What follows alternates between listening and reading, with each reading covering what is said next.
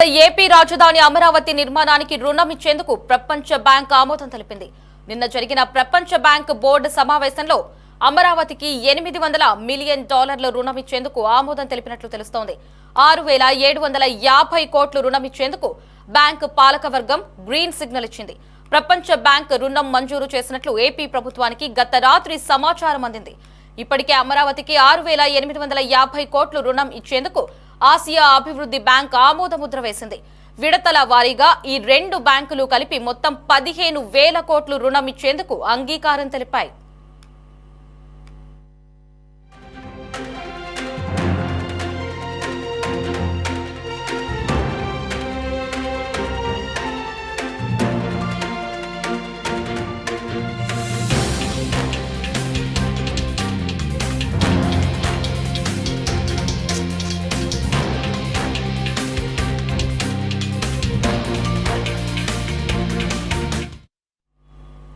అమరావతి నిర్మాణానికి నిధులు ఇస్తామని గతంలో కేంద్ర ప్రభుత్వం బడ్జెట్లో ప్రకటన చేసింది.